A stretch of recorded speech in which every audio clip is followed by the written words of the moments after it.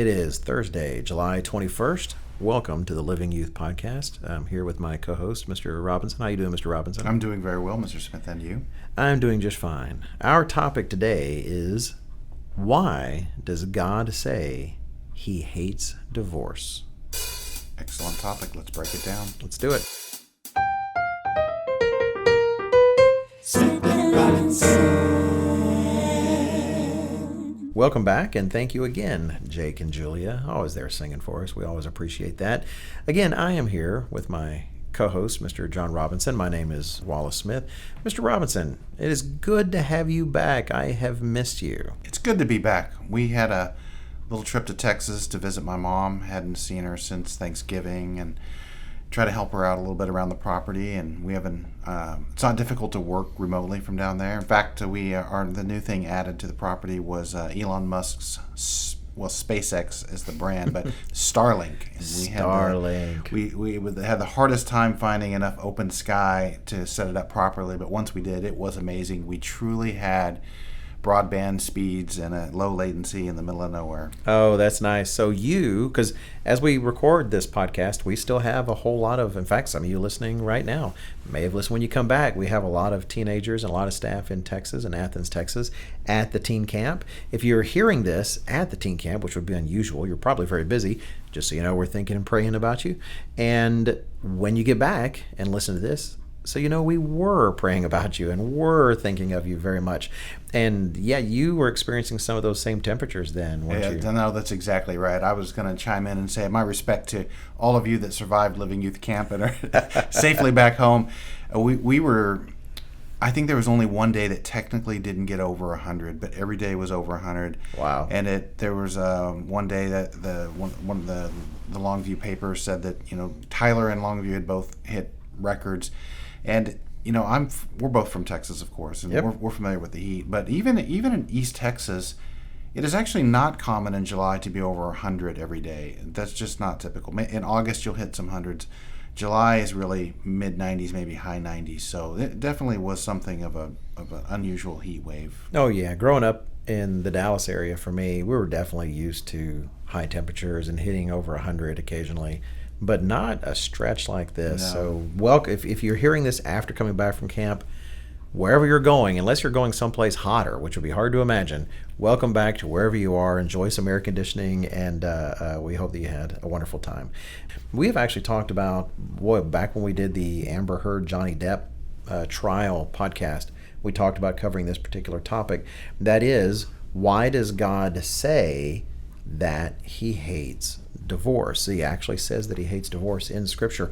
We'll read that reference later on. But before we do, I want to make sure we make some things very clear here at the beginning. Some of you out there listening to this podcast, amongst our teens and young adults, you are in some way, some of you, the product of divorce. I am. My family, I'm the only person in my family in the church, but my mother and father divorced when I was towards the end of my high school years. I think they were heading that direction before they actually got there. But none of this is meant to actually, judge you or to say you're, damaged beyond repair, that I'm damaged beyond repair. It's important to recognize that at the beginning. None of this is meant to, in fact, let me go ahead and bring up the second qualification I'd really like to make sure here at the beginning.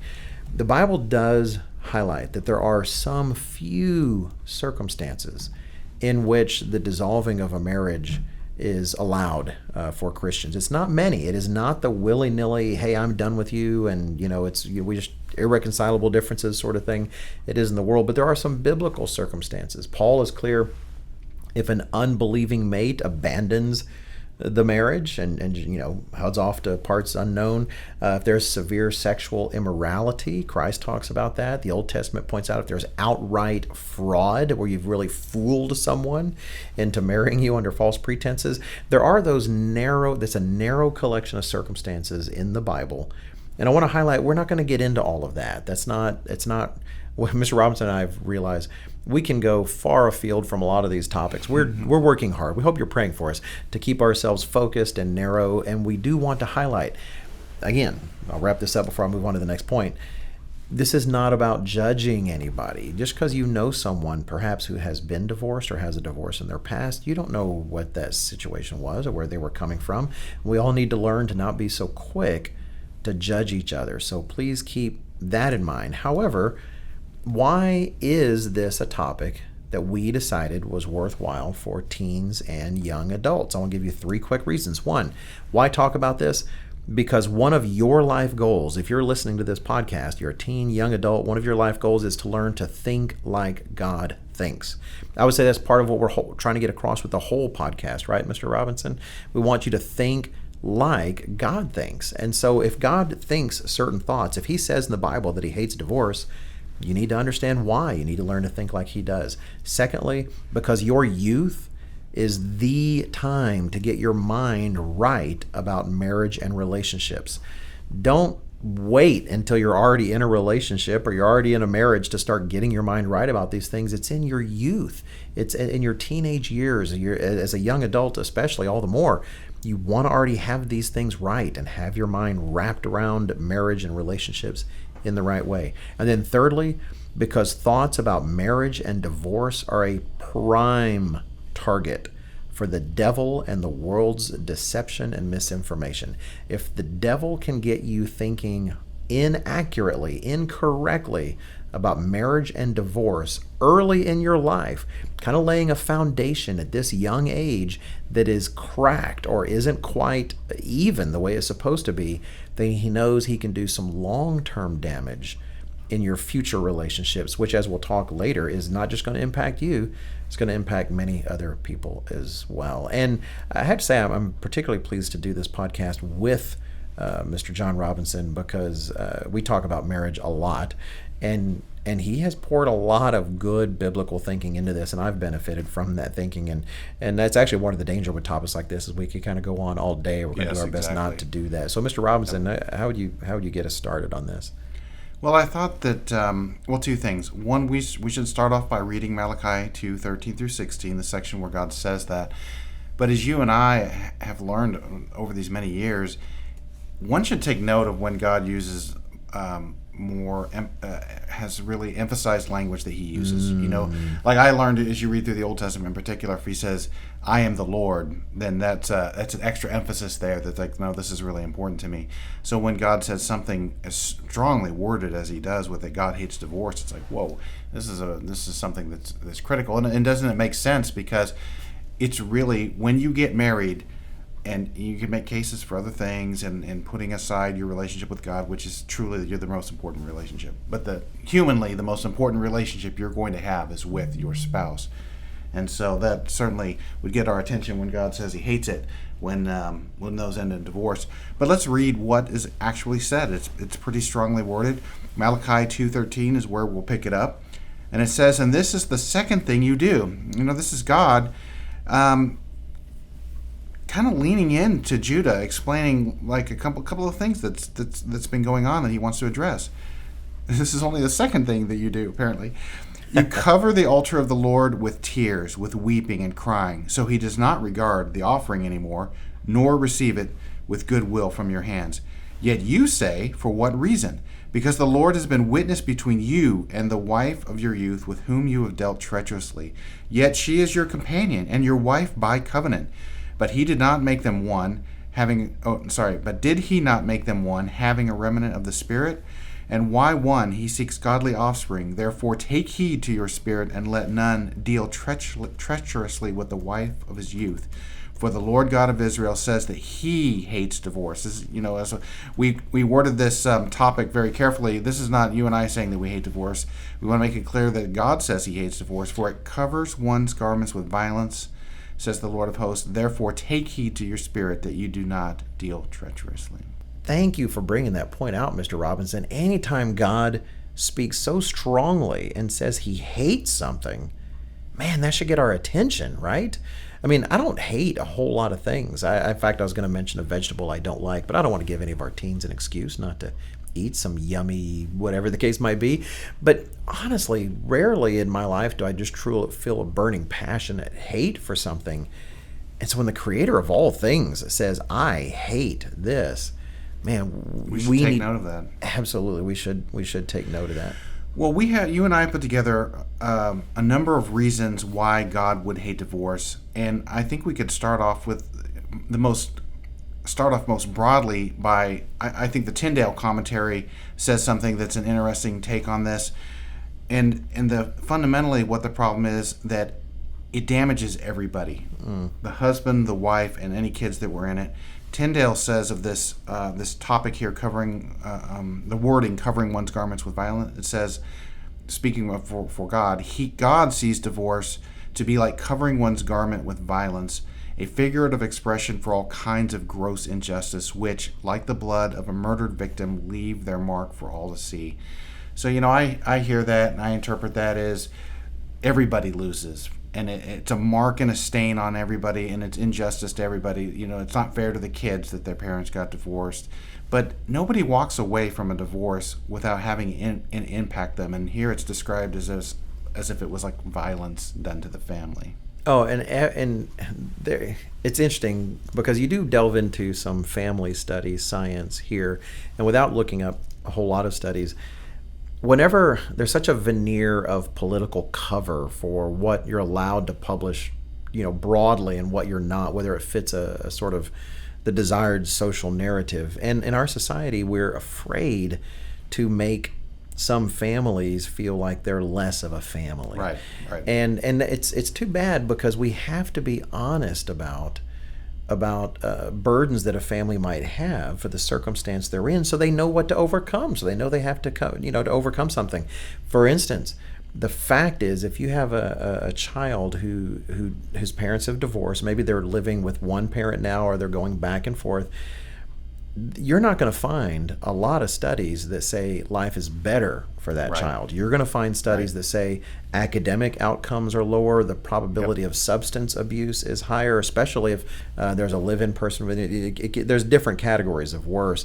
But it's wonderful to hear about, because I've known people in the world, for instance, that have worked hard to make their divorce as pleasant as possible, if you will. If you're honest with yourself, you can look back and see that there's a foundation that's been broken for you. It's one of the fundamental things a child needs to feel secure and to feel safe, is that I can expect mom and dad to be there, that relationships really do work, and there's a foundation there. And when that foundation is broken, the statistics are very clear that children are impacted. You can make it as nice as possible, but there is going to be a burden on children that the parents are going to have to do their best to address.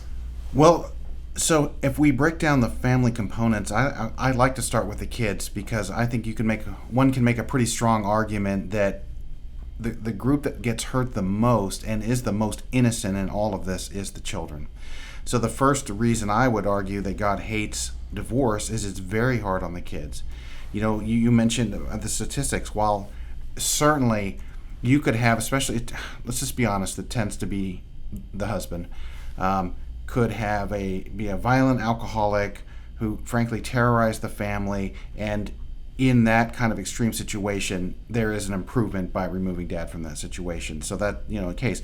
But within the much more typical bandwidth of divorces that occur, the kids suffer disproportionately. I went and looked up a couple of different things that are just, I think, pretty well established data and facts that people tend to not disagree with. Now some may try to interpret it a different way for their own purposes, but despite how many grandparents or single mothers do frankly heroic work to keep the family together and to raise the kids and to fill a role of a spouse that's missing, the fact is that fatherless children do not do as well as other children on average. You could almost pick anything, and if dad's out of the house, and not just boys and girls are affected, and they just don't do as well as other kids who have intact mom and dad. Fatherlessness is highly correlated with higher levels of youth crime and jail time for men in particular. I think it's something like 99% of all violent offenders in jail are men. Wow. And there's a significant correlation with fatherlessness. You see higher rates of teenage pregnancy for girls when dad's gone. There's a significant increase in emotional and behavioral problems for both boys and girls. And here's another thing. Some people try to make the case that, well, it's not that bad if you go on and get remarried and have a new a new father, new mother, you're integrating a step parent. Well, sadly, a step parent, and this is well established data from what I understand, a step parent is 40 to 100 times more likely than a biological parent to kill a child, and stepfathers are far more likely than genetic fathers to do something inappropriate. So, I mean, when you say something like, let's just take the low number of 40 times more. Right. When there's a divorce and you take your kids into a new situation, you've just increased. I'm not blaming anybody. Right. But the probability has gone up 40% that something negative is going to transpire from the other step parent. Oh yeah, and I have a step parent. Well, he's died too. All my parents have died, but he came into my life. I guess actually I was already 18 or 19, but still, we're not saying if you have a step parent you've really got to be worried this is going to happen. That's not what we're saying at all. What we're saying is that in terms of a societal consequence, yes, in general, divorce takes things in a healthy direction, that a step family is going to be dealing with certain kinds of pressures. That means to have a healthy situation, doesn't mean you can't, but it means there's going to have to be extra effort put into it. Definitely so. It's not something you can just go by on the standard. And I don't want to derail you, but one of the fascinating things about damage that occurs with children of divorce, and it's one, I've got to get this book one day. I read snippets, I've read parts of the study, but there was this divorce that followed children, sorry, not divorce, a study that followed children of divorce for 25 years to try to look into their adulthood to see potential impacts. There's a book about it I really would like to get, The Unexpected Legacy of Divorce. It's written by Judith S. Wallerstein, Julie M. Lewis, and Sandra Blakesley, looks like. I've just looked up the book. And it tracks these children that have experienced divorce in their family, but on into adulthood, and points out that yes, children do create coping mechanisms. We learn to cope, right? I learned to cope, and my sister learned to cope. She was younger than I. However, it doesn't change the fact that there is a burden those children take into adulthood. In fact, just to read from the summary, this is actually on Amazon.com, it points out in this compelling, thought-provoking book, of course, when is Amazon ever going to say, in this dull book you should never read? But in this compelling, thought-provoking book, Judith Wallerstein explains that while children do learn to cope with a divorce, it, in fact, takes its greatest toll in adulthood when the sons and daughters of divorced parents embark on romantic relationships of their own. And it finds that, yeah, those things that do happen in our childhood, that's the one human relationship a child experiences that should be the model of stability, of giving to the other person, of putting the other person first, of a couple working together through all the worst of odds sometimes to make things work, and then they don't have that. By design, there's something missing in that. And thankfully, God does help us overcome those things. But that's what we're trying to talk about. That's why he hates divorce, right, among other reasons, because it is removing from that child's life one of the key tools he was going to use to instill those things in that child. Well, I'd like to read you a quote from somebody who's reviewing Louise Perry's upcoming book, The Case Against the Sexual Revolution. So let's put aside, the more extreme instances of potentially an aggressive or violent spouse. Okay, right. We're just talking about the real reason that the majority of divorces occur. Right. Irreconcilable differences or things like that. Right. So in this review, she says, this is the reviewer. She says, it's Rachel Cook of The Guardian. People fall in and out of love in spite of their best efforts, and that all the statistics in the world cannot make me believe that a child with really miserable parents would not ultimately be better off if they could only separate amicably. And that's just wrong. We're not talking, again, we're moving out the instances of abuse, let's say, and really miserable parents. Well, Smith, I don't know about you, Mr. Smith. There's moments in my life where I've been a miserable parent. Okay, so in my opinion, that is a selfish reason to get a divorce, because you're miserable parents, because kids don't care. All they know is mom or dad is now gone. The fundamental blocks of their stability and them learning how to navigate the world in time, it's been pulled out from underneath them. Mm-hmm. And it's also surprising how many times children, and I did not understand this until I was and not just an adult, but even older, how many kids truly blame themselves for their parents' divorce. Right. And they really had so very little to do with that other than just being born, which I can't do anything about that. Another area that I've learned a lot about is it's also hard on the women as a segment, because no matter how much we try to say that everything's a social construct and redo what used to be our standard Western civilization, Judeo-Christian values, the fact is that it's hard on the women because they end up with the children more often than not. And so now they're missing somebody who can help them. They're more vulnerable because they also have to take care of these children. And it's somewhat mitigated by our modern society, and the government can help. And it was even worse anciently. Very hard on women to be put away in divorce. They had no options, and almost none. It does remind me a little bit. The circumstances are a bit different, but it's like in the book of Ruth. Naomi's coming back after having lost her husband and her sons, and like they are in the worst category in terms of vulnerability. It's two women who are widowed, and they have to hope that they can maybe glean some wheat from the field just to survive. And Naomi's fortunate that she has Ruth with her, who's younger and more able to do it. And then they find the benevolence of Boaz, of course. Right. But the point is, whether that was divorce or their husband died, it's kind of the same situation in the sense that they needed help to survive. Right. It's an institution. I mean, the safest place you should be in the world is in the confines of your family. You've got mom there, dad there, the kids are there. I mean, and your kids are there. If you're a wife, you've got your husband there. And divorce strikes at the heart of that place that God made to be the safest place for you, the place where you can be yourself, the place where you can open up, the place where if bad things come, this is the team that pulls together. And divorce just rips that apart and takes something that God meant to be foundationally protective of women who are physically less capable of protecting themselves in society, and even men. It kind of robs them of something that should have been a mitigating influence of certain things in their lives. And knowing from experience with some that I've talked to, you marry, and that becomes, it's almost like you had one job. Well, no, you've got more than one job, but among the jobs is I'm to lead this family and serve this woman.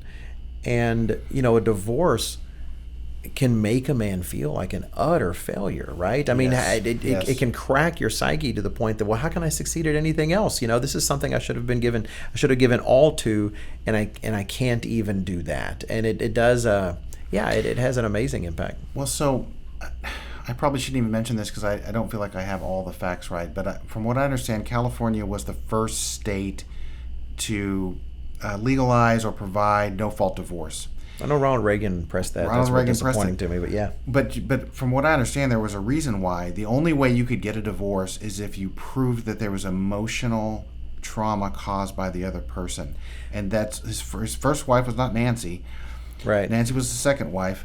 And his first wife divorced him under those conditions. And it really hurt him. He was really bothered by that not that she divorced him so much, but that it was because he was like emotionally abusive to him. And that's why he pressed for the no-fault divorce. So good point. Again, covers the family. I know it doesn't technically say that, but the family is covered like a garment of violence. It just does damage to everybody. Right. The guys can kind of bounce out of it a little bit. Well, at least they think that they have more freedom and options, and can get by a little bit better. But it does. It affects everybody. I should add, I do know of cases where the father has the children afterwards, and in some cases, and these are people I'm thinking of, not in the church, but still real cases, where it's the wife that's left, or in the split at least, that's the way it turned out, because maybe it was understood in those cases it was healthier for the children to be with the husband.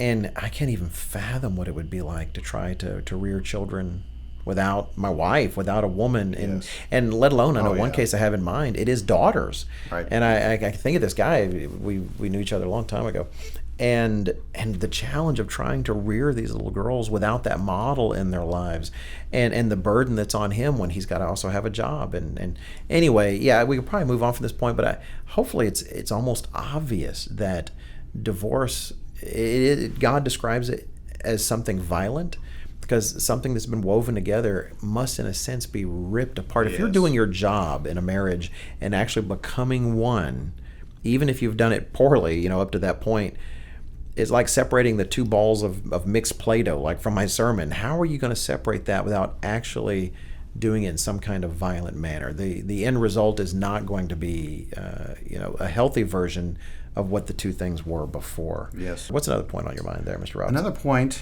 is that divorce is destabilizing to the society, and it may not even exactly be for the reasons you might think, like right off the top, if you're sitting here listening to it.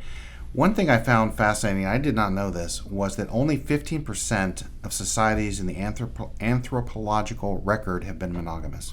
Now, before you go on, I want to mention what I think that means, in that not just even current societies, but society which would include everywhere, not just Western civilization, Yes. but also in Here's the I can East, tell. in what you'd find in various hard to get regions, but even societies studied in the past. Like if you're talking about the anthropological record, you're talking about their best understanding of all of mankind, of that they can find any record of whatsoever. I think that's right. Okay, Here, so I'll it's even read a 15%, little more was it? data then. Yeah, only 15% of societies. So according to this other data I have here, it says to date, monogamy has been dominant in only two types of society: small-scale groups beset by serious environmental privation, and some of the most complex civilizations to have ever existed, including our own. Almost all others have been polygamous, permitting high-status men to take multiple wives. And I don't see how I can't mention this. You would include the Old Testament in that, and maybe we'll touch on this more a little bit later. But you may wonder why. How should I phrase it? I don't want to get in trouble. Why was at least polygamy permitted and not roundly condemned in the Old Testament the way it is more so in the New Testament? You look at every example of, whether it's Jacob and his 2 wives and 2 concubines, or it's David and his 7 or 8 wives, or Solomon and his 700 wives. It was a disaster to have the polygamous relationship. Right. To me, it's a quick point that could be made, which is that there are so many things that God did in the Old Testament that was clearly a matter, not that it was within what he desired for them, it was a matter of managing their carnality. And we know that from Jesus Christ's own teachings about divorce, where they came to him with the Old Testament comments on divorce, that if a man saw something unclean, undesirable in a woman, he should write her a certificate of divorce, and it should be this way. And they came to him with all their debating, and Jesus Christ didn't respond by going to the very law they were trying to discuss in Deuteronomy. He went all the way back to Genesis, which actually we'll get to a point I'll probably try to save for the end. But regardless, he went all the way back to Genesis to say, what was even the point of it? You guys are missing the point. What is God's mind on this thing? And same thing with polygamy and other things. God definitely had regulations to manage their carnality, because why? All the peoples around them are getting multiple wives. What are they going to do? They get power. They're going to conquer some people and say, hey, I think I'll take some of these women as well. So he gave them rules to sometimes prevent those women's lives from being ruined. You happy with your first wife, but you know what? She's kind of a pill sometimes. She's not as happy. It doesn't make you as happy as you'd like. You're having to do things. You have to take out the garbage more frequently than you like. But then you get a second wife. Next thing you know, you don't want to spend any time with the first. You think you're just trading in, and God says, no, you're not. You're not going to do that to that woman. She is your first wife. You're going to not reduce her rights. Right. You're not going to not take care of her. So that's not God approving something. That is God managing something terrible. And because the statistic you just mentioned, you brought up earlier, that even though only maybe a sixth or so of civilizations left to themselves without God's guidance, all of them have actually made themselves monogamous civilizations where they essentially do marriage. But there was what was her discovery as to why? What was the benefit of that? Oh, of the monogamous Yeah, societies? why? Yeah, why was Right. that? Okay, so the studies have found that monogamous societies become richer and more stable. Monogamous societies have lower rates of child abuse and domestic violence. Monogamous societies have lower birth rates and crime rates. Now you might think lower birth rates is a negative, but it's just you just have fewer children because Yeah, it's not just people being baby daddies and just Right. making babies all over the place, right? And this I thought was interesting. Monogamous relationships are statistically and by far the best environment for raising kids.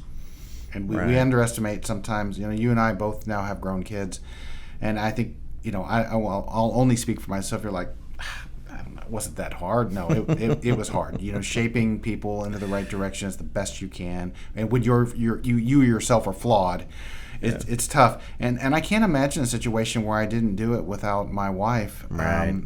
There every step of the way. I mean, there's definitely days. Man, no, that's not even days. Every day, hopefully, you're glad that you had a spouse there helping you out. One of the things I might mention before we move on for this is the idea of polygamy, and so you might think, well, okay, so what if some men had extra wives? Well, if you have a society, and by the way, in ancient history, say the Persians, the Romans, the Greeks, it was this way to some degree. If you have a handful of high status men taking a disproportionate amount of women, well, I know it's not as simple as 50-50, but there's roughly an equal number of men to women. But if you have a situation where some men are taking the majority of women, that means you now have a group of men who don't have enough women allocated. And I can tell you right now, and I'll be fascinated to see how it goes for China, because one China policy where they could only have the one kid. And they were essentially selectively aborting girls. The girls, yep. So they've very disproportionate men now. So one final example of where this negatively affects society, I think you could actually look at the history of the kings of Israel, and at the risk of sounding like I'm picking on David, David had, it's difficult to tell for sure, but 7, 8 wives, something like that, and he had multiple kids from a number of them. And so guess what actually happens? The sons from different mothers compete for who's going to be the king, for example. And Absalom's rebellion was somewhat rooted in all that. If you take it into a more extreme example, so like the Persians seem to do this more than anybody, but let's say you're not Cyrus, let's say you're Xerxes, okay, Artaxerxes, and this is very common. You have maybe the lead wife, but then multiple wives, and you end up having 100 to 150 kids. So naturally, what happens next is one of them will eventually become the emperor. What happens to the other 149 kids? They die. And if they don't, there will ultimately be a rebellion because the other person knows that if they don't get, it's just a huge mess. I read that. I wish I could think of the details, but I read that just the other day, and I think that's fascinating. What God says in Romans that that even within the Gentiles, those who didn't have the law revealed to them, they do have certain aspects of the law. Even naturally, naturally there's certain things, conclusions they come to, or a certain kind of general revelation where you will see certain things that God reveals in detail to Israel, but even he's allowed a certain measure of grace to some of the Gentiles so they at least naturally do some of the things according to the law, even though they didn't have it revealed to them. And to find that 1/6 of the cultures actually do practice some sort of essentially, monogamous marriage, and that they've experienced the benefits of that they're more stable cultures, the children are safer, they're more prosperous cultures. It's one of those things that I've appreciated since you highlighted a long time ago about the secularly recognized benefits of gratitude. Right. You do things God's way, and there are good results. And even on a civilizational level, there are societies that have stumbled across such things, and they have the benefits of those. There's at least two other things I know I want to say before we did wrap up, and this was a big one, and I know you've talked about similar things as well.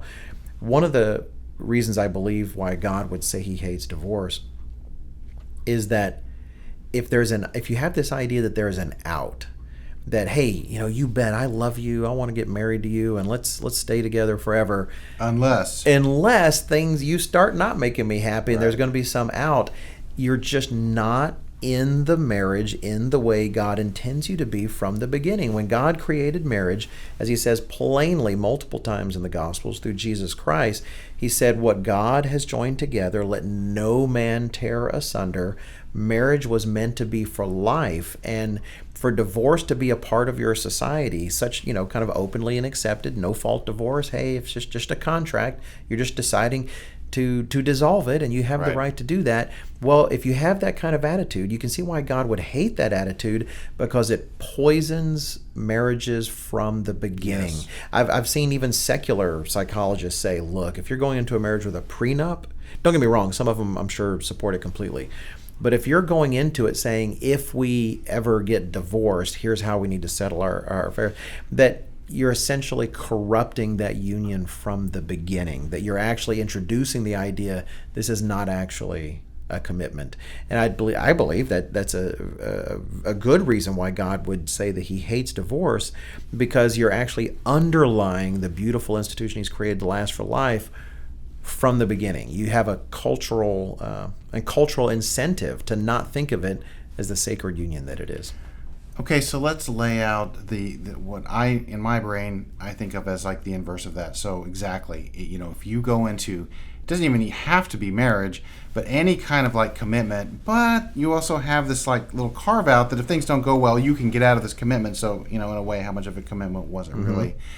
But if we look at it from the flip side, which is God's saying in 99% of all cases, there's no reason you should be dissolving this marriage without the things you mentioned already. Right. So now, and we've both been married, over 25 years, so we have the real world experience. You go into the situation knowing, well, I'm in here for life, right? Till death do us part. Okay, so in what way is that impacting our relationship? Being in a covenant relationship that you by God's standards, you have no way out of, it forces you to eventually start to resolve long-standing issues. Right. And, I have to give a little credit here to Jordan Peterson, who expanded my thinking on this a little bit.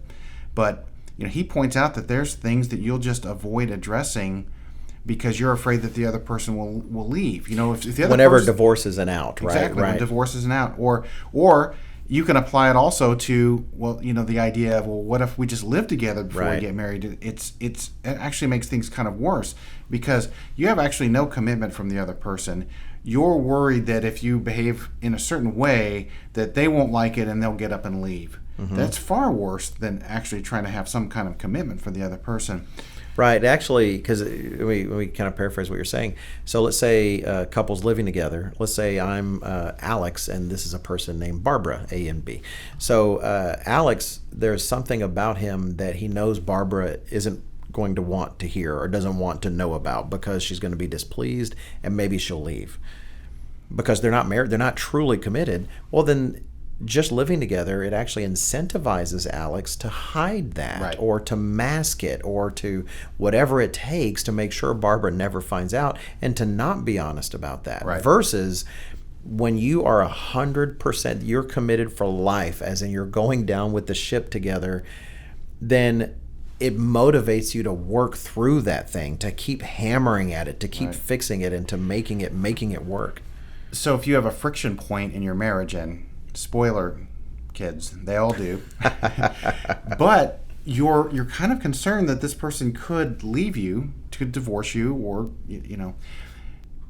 well, you're going to avoid that friction point as much as you possibly can, right? Because if you press and press, so I think money is probably one of the better, safer examples of that. Like there's a money conflict. Yep. You don't like the way the husband's spending the money or the wife's spending it. I've seen it both ways, really, truly. And but if you press them too hard, make them angry, and it goes on and on and on, and you're not committed to resolving the problem, you will, guess what? You're not going to resolve the problem, and you increase the probability, especially if there's other friction points that you're not resolving. Well, then, as the other person says, well, people fall in and out of love, and sometimes it just doesn't work, and you need to have an amicable split, which my impression is that doesn't happen very often. If you'll indulge me, Mr. Smith, I would like to read a quote. I would be glad to indulge you, Mr. Robinson. So this is an excerpt from a YouTube, well, it was on YouTube, but a lecture that Dr. Jordan Peterson did in his classroom. And it was very specific. It's about a 6-minute video where he's discussing marriage and its purpose. And I love the way he puts it. So I'm going to start here kind of in the middle of the quote, but just understand that he's specifically addressing marriages, and that when you're in it for the long haul and committed, it forces you to resolve issues. So in the context of being in a committed relationship you can't get out of, he says, If you can't run away, then you can solve your problems. I'm stuck with you. How about we fix things? Because the alternative is that we're going to be in a boxing match for the next 40 years. I mean, that's assuming you can't get out of it. I mean, I would argue my own experience in my marriage. I don't know that I would say a boxing match, but certainly there's things that went on and on and on. That eventually I'm like, let's just get this fixed. You think you're going to fix problems without something like that hanging over your head?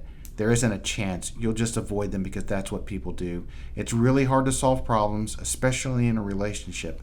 You have to know, we better sort this out or we are going to carry this around for the next 40 years. That maybe is enough motivation so you'll actually try to solve the problem. It's a lot easier to say, hey, we're not going there. Interesting. That makes a lot of sense. He's not even saying that because he saw it in the Bible. He's just saying that's how people work and that's how the mind works. It is interesting. I was trying to find statistics, and they vary, but they're consistent. I'll just pick this one because Google gave it to me first. Using some Google Foo to find these things real quick. My Google Foo is sometimes strong, sometimes not. So, and it could be a bit old, but it's looking at the census data and trying to say, what are the odds of a first-time marriage turning into a divorce? This is, of course, not in the church. This is just, America more broadly. And we are Americans. We're talking about America. And, generally 50%, they say. First-time marriages, 50%. Well, of people who divorce and then have a second marriage, you would think they learned, like, oh, now I know, I'll do better next time. Well, depending upon the source, I've seen multiple figures. The odds of the second marriage becoming a divorce are actually higher, like from 60 to 70%. You think, well, that doesn't make any sense. They should learn from their past mistakes. Well, no, it's because whatever it is still there. You think about it, you've trained yourself to realize I can just jump ship if I need to. They learn from their mistake. They learn that they can get out of it if it gets too tough. They've learned that they can make it again. That's exactly right. No, and I would actually highlight part of why we try to teach younger people, teens out there listening to us, why, because this is the culture I had growing up because I was not in the church, why you should avoid the boyfriend-girlfriend thing. It's like, we back even before my day, we used to call it going steady. But I kind of like that days going steady. But regardless, the whole boyfriend-girlfriend thing, because frankly, what are you doing when you're just kind of sticking with someone for a long time, especially at such a young age? You're practicing divorce. You're practicing, I'm with Susie or I'm with Billy until Susie or Billy doesn't make me happy anymore, and then I'm going to go find somebody else. You're essentially just practicing divorce. And so put off those kind of relationships for longer. Well, to me, that's what this census data says is that's all those couples have done, is they've practiced divorce so that they can, just right. you do what you're good at, and that's what they've gotten good at. Well, you and I have talked about this topic quite a bit, and how much having to have this mindset has benefited us, each of us, in our marriages. And so I would just say, so this is under the category of just one man's opinion, okay? But this is through my own experience. I would argue, and don't get me wrong, I don't want to be discouraging about the early parts of marriage, because there is the honeymoon phase, there is the getting to know the person phase. But then there's a reason around the 7 or 8 year mark it starts to get tough because things get real. But in my opinion, I'm thankful that God has marriage set up to where it is a covenant relationship that you do not get out of. You are committed to it all the way and to the end, because it's helped me get to what I would consider the best part of my marriage. The part of the marriage where we're not playing games. We're not. I don't make it sound like there were games in my marriage, okay? But I was like, we're not playing games anymore. It's real life. Whatever issues keep ping-ponging around that are friction points, you finally are like, hey, rather than being continue to be in this boxing match for the next 40 years, let's resolve them. So you do, and you begin to resolve them, and then I have the best rapport with my wife over, say, the last 5 to 7 years I've ever had. And why? We know each other so well. We know how to trigger each other, so we try to avoid that. We do things to make each other's life better, and I know I'm getting into a different podcast here. But the point is, I never would have experienced these things if during the tougher parts, you go, you know what, this just isn't working out. I'm just not in love anymore, which they don't understand what that means. But you bail out, and you miss getting to the best part of the marriage. Mr. Robinson, that is such a good way to put that. It's, marriage is something that should get better over time, but it's funny, even if you were to tell young me that, it gets better over time, I wouldn't even understand what you mean by better. Yes. It'd be like a sense of better that I wouldn't even be really mature enough yet to completely understand. But hey, for all you young folks listening to us, let me say my wife and I just passed 30 years, our 30th anniversary on July 5th. And I can't believe she's put up with me for 3 whole decades, Mr. Robinson. But somehow she's navigated the departure windows. She's done it. And you're right, because I've known because I've had a lot of people I've known in the world, other people, I'm not, highlighting anybody, but I have known people that have divorced, frankly, over things the offenses, other things that we could have gone through, in those 30 years. Yeah, there are these rough patches. You're merging 2 lives together, and sometimes something comes to the surface, or something unexpected, and or something that you both kind of, this isn't so bad, and then maybe circumstances change and suddenly it is like, oh wow, now suddenly this personality quirk or whatever is really rough. It was easier to put up with earlier and it's not now. And how many people out there, because there's a culture with divorce readily available, they're pulling that parachute cord in moments like that, when if only they would just endure, if only they would treat marriage the way God wants them treating marriage, then there's things ahead. There's things ahead of those things. And I would say that for the last 10 years of our marriage, there's been a certain kind of maturity and knowing each other in a way that I couldn't have even imagined early in our marriage. It's something God doesn't want you giving up before you get there. No, exactly. You and I can talk till we're blue in our face to try to convince people of that, but it's just something you have to go through and experience to understand it. Absolutely. One of the things I want to make sure I say before we go, because I get the sense that we are wrapping up, we've been talking here for a while, is that I believe one of the reasons God says he hates divorce is divorce is, in a sense, really the opposite of the very thing he was trying to create from the beginning. Marriage, if you go to Genesis chapter 1, I talked about some of these things in my sermon on the blessings of marriage, but I've got a sermon where I talk about the sacred nature of marriage, and I wove some parts of that into that sermon. But marriage represents a picture of Jesus Christ and the church. And God wove that amazing eternal picture into humanity via marriage. And it matters to God, and it should be sacred, just like Jesus Christ's commitment to us is something eternal and sacred. And the church's commitment to its Lord and its Savior, Jesus Christ, is something eternal and sacred. It is truly something precious that God has given us. And divorce, the idea that, we're going to take this and we're just going to do the opposite of that picture. Is that Christ abandoning the church? Is that the church turning its back on Christ? It represents the very opposite of what God was trying to instill in mankind. And so you could understand, as an institution, and I would say at least in the United States, divorce is an institution in a way. It has its own systems of support. It has its own systems of perpetuating itself.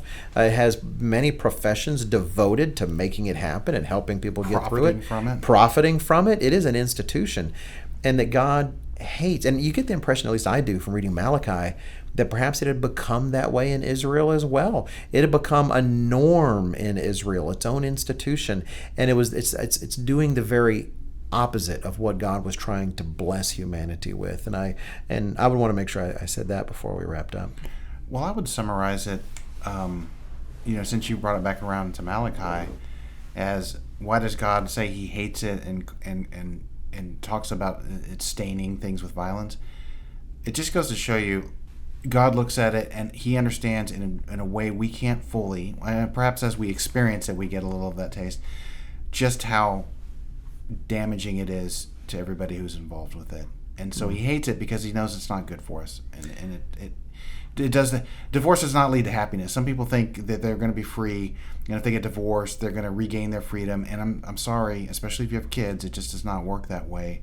It's never the same, and you don't exit that process without sustaining some damage. Everybody.